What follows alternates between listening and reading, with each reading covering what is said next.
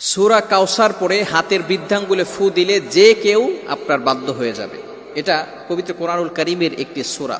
পবিত্র কোরআনুল কারীমের ভিতরে ছোট্ট একটি সূরা হচ্ছে সূরাতুল কাউসার। অনেক সময় আমাদের স্বামী আমাদের কথা শোনে না। অনেক সময় কিছু মায়েরা, কিছু বোনেরা আমাদেরকে ফোন দিয়ে থাকেন, হুজুর আমার স্বামী পরকীয়ায় লিপ্ত হয়েছে, আমার স্বামী বিভিন্ন মেয়েদের সাথে কথা বলে থাকে।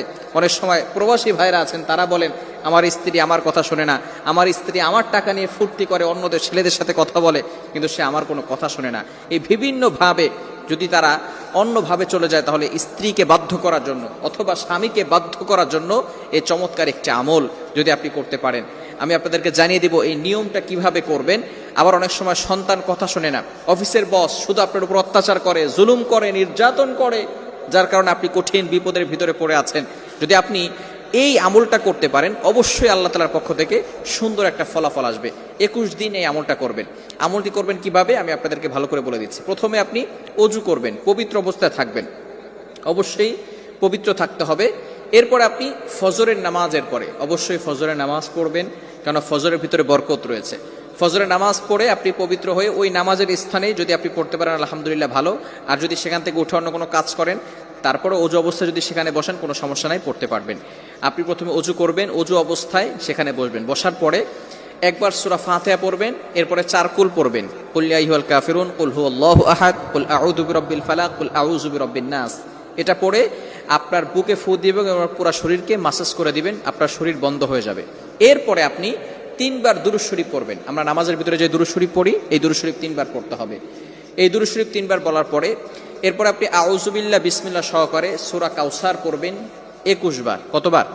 সূরা কাউসার 21 বার পড়তে হবে আউযু বিল্লাহ বিসমিল্লাহ সহকারে। 21 বার পড়ার পরে আপনার এই বৃদ্ধাঙ্গুলটা এই যেখানে আমরা করগুনি 1 2 3 একের জায়গায় রেখে এরপর আপনি এটাকে মুষ্টিবদ্ধ করবেন।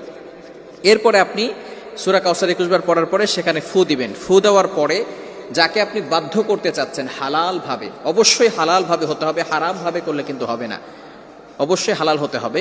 যাকে আপনি বাধ্য করতে চাচ্ছেন তার নাম 7 বার পড়বেন এবং তার পিতামাতার নাম 1 বার পড়বেন, এবং আপনি মনে মনে চিন্তা করবেন যে আমি তাকে হালাল ভাবে বাধ্য করতে চাচ্ছি এবং কোরআনিক ভাবে তাকে বাধ্য করতে চাচ্ছি। এরপরে এভাবে অনেক সময় ধরে রেখে, কিছু সময় ধরে রেখে আপনি আবারও 3 বার দুরূদ শরীফ পড়বেন, তারপরে হাতটাকে ছেড়ে দিবেন, এরপরে আপনি আল্লাহ তাআলার কাছে দোয়া করবেন। এই আমল যদি আপনি করতে পারেন ইনশাআল্লাহ 21 দিন টানা আমল যদি করতে পারেন, অবশ্যই আল্লাহ তাআলার পক্ষ থেকে ভালো একটা ফলাফল আসবে। তবে এটা হালাল ভাবে করতে হবে, ইয়াকিনের সাথে করতে হবে। যদি কারো ইয়াকিন না থাকে, কোরআনের প্রতি যদি কারো বিশ্বাস না থাকে, তাহলে কিন্তু কঠিন মুসিবতের ভিতরে পড়ে যাবেন। ইয়াকিন থাকতে হবে কোরআনের প্রতি এবং আল্লাহর প্রতি, যে আল্লাহ তাআলা অবশ্যই আমাকে এই কোরআনের মাধ্যমে সাহায্য করবেন। এবং হালাল পন্থা থাকতে হবে, হারাম কোনো কাজ করা যাবে না। বিশেষ করে ইয়াং পিপল যারা আছে, এটা শোনার পরে তারা একেবারে খুশিতে আত্মহারা হয়ে যাবে যে আমি আমার গার্লফ্রেন্ডকে এবার বিয়ে করার জন্য অথবা গার্লফ্রেন্ডকে পটানোর জন্য আমি পুরা ভালো একটা আমল পেয়ে গেছি। খবরদার, এটা করা যাবে না।